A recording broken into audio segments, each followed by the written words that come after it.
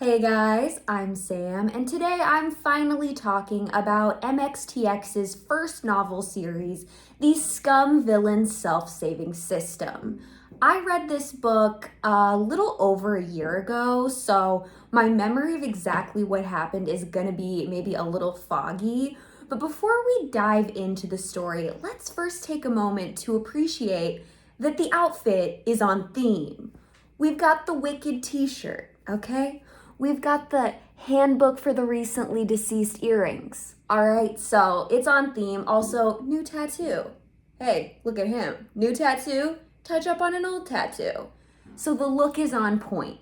So if you aren't already familiar with Scum Villain Self-Saving System, it starts off with Shen Yuan, who's just like an average guy in modern times, kind of a loser. He's reading this kind of like trashy stallion novel series called Proud Immortal Demon Way, where the main character, Luo Binghe, is like this hotshot demon leader guy, and he's kind of like in charge of everything and has beat all of his enemies and has like a whole harem of women who are in love with him. It's very cliche.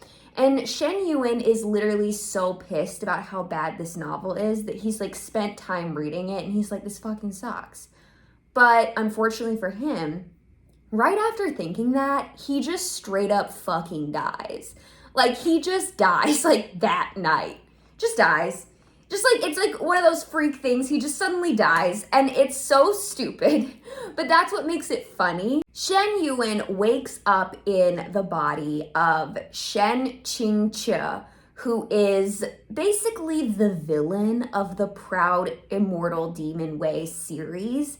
He was like Luo Binghe's teacher, who was very abusive towards him when he was a kid, and was so abusive towards him that Luo Binghe really, once he became powerful and strong, got his absolute revenge on this dude and killed him in a brutal way.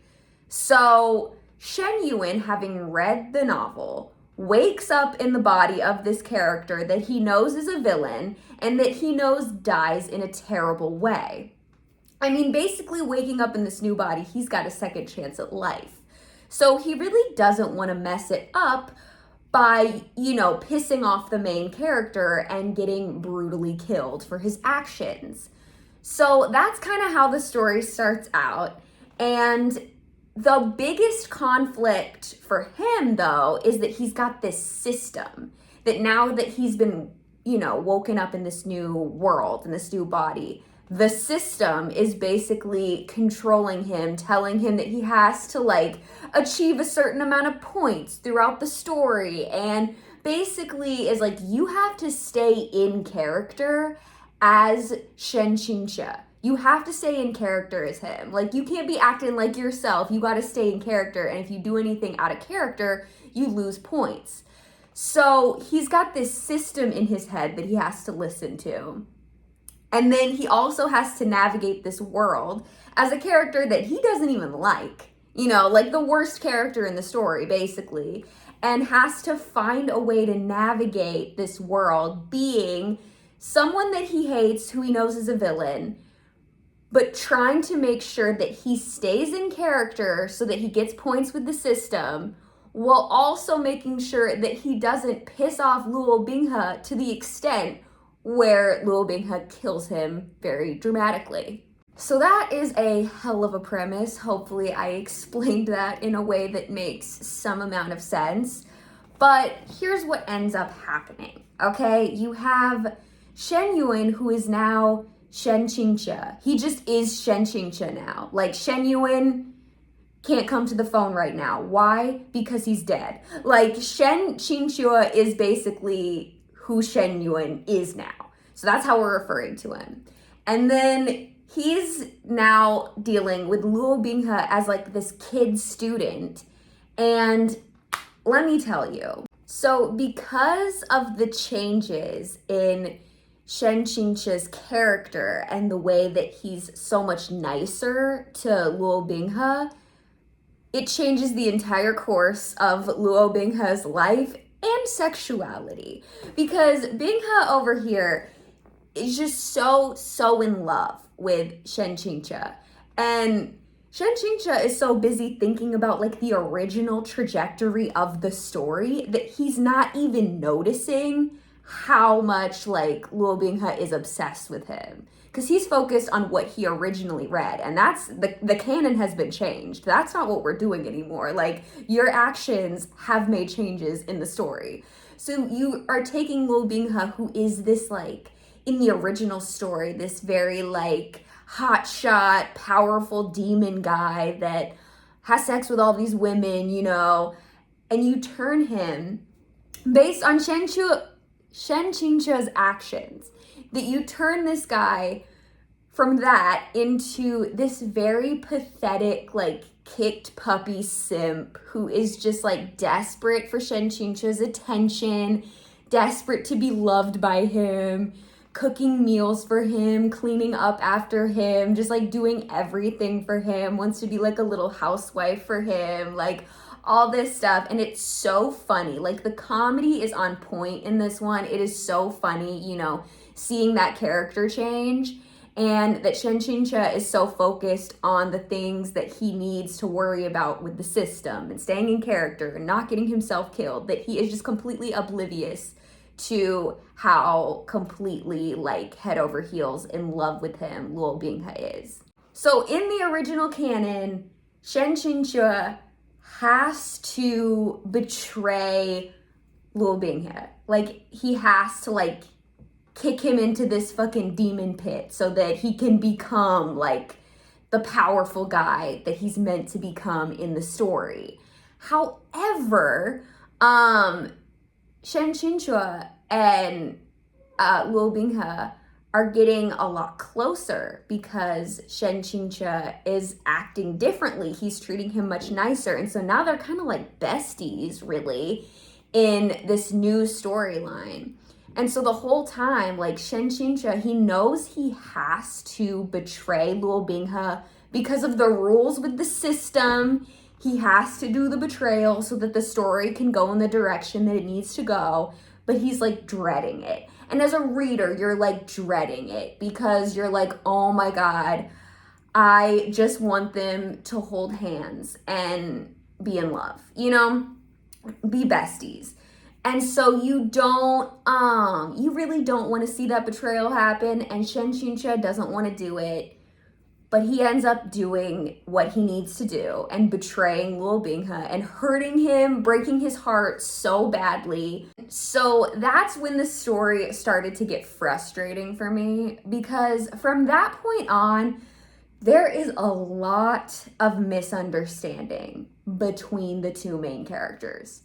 Like, it is misunderstanding city.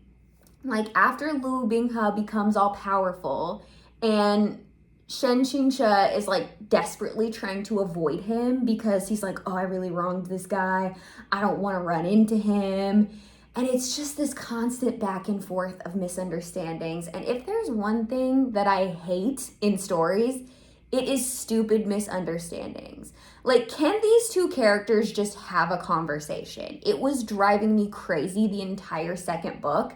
I really couldn't stand it, but I was already so invested. Like, I was in love with the characters. I was enjoying the story. And now that they're having all these misunderstandings, I'm like, fuck, okay, I guess I just have to power through this book, because it was driving me crazy.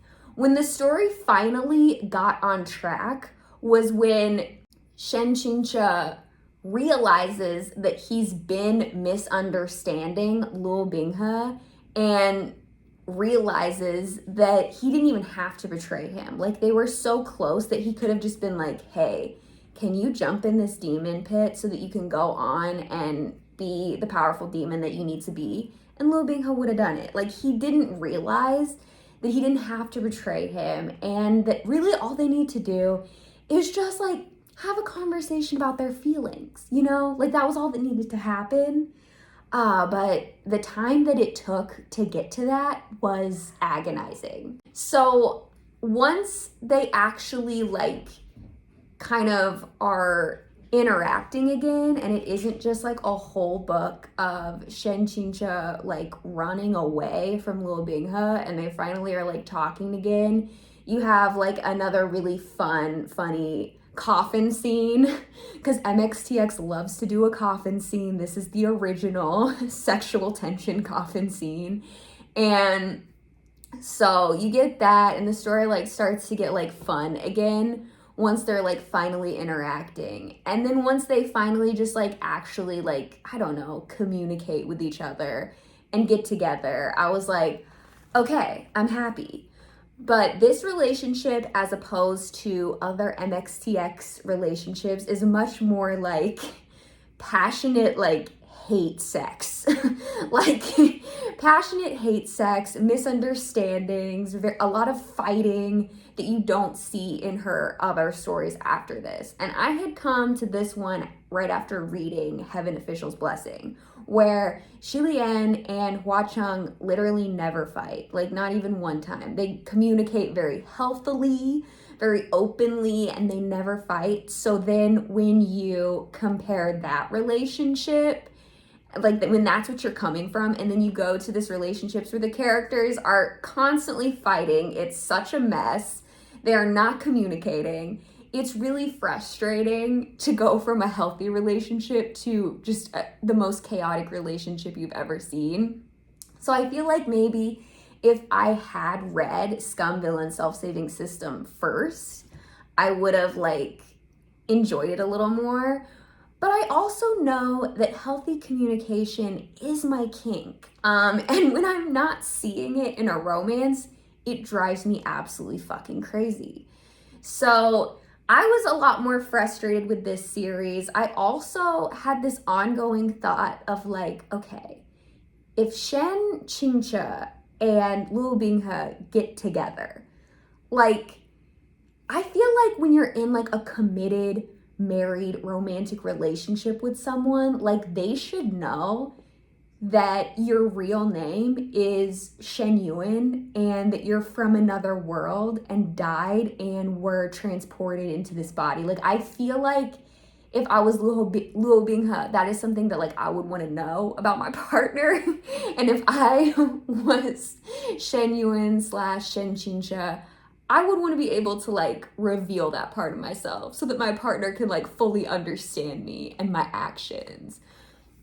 But they don't really get into all that because I feel like, especially as MXTX's like first book, it's more about, you know, like the comedy and the romance and not so much about like really getting into the details of like what it would actually be like to be in a relationship with someone when you have like a whole other identity that they don't even know about. You know, like we're not thinking about this too much when we're writing it. Like it's more about just having a good time, having fun, getting the jokes in, you know, than actually like really analyzing that. But I couldn't help it.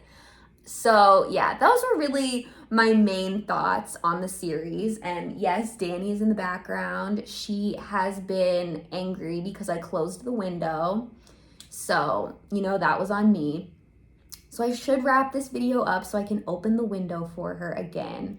But I really did overall enjoy the series. I just hated the misunderstandings, like right in the middle.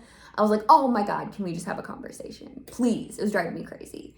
But overall, the series is very funny. MXTX's humor, always on point, always incredible. And I really do strongly feel that Liu Binghe walked so that Hua Cheng could fuck God. You know what I mean? Like, we wouldn't have Hua Cheng without Liu Binghe. We wouldn't have this level of simpery if we hadn't started somewhere. So I really appreciate Scum Villain Self-Saving System for that. And also, because I've brought up Heaven Official's Blessing a few times, we all know that's my favorite. They're in the background. Well, I keep hearing stuff about uncensored versions of TGCF revisions, and I'm honestly so pissed that I don't know Chinese. Like, I gotta get on top of that. Like, I really gotta learn Chinese so that I can read the uncensored revised editions of TGCF. Like, that's what I need to be doing. That's what I really need to be focusing on at this point in my life.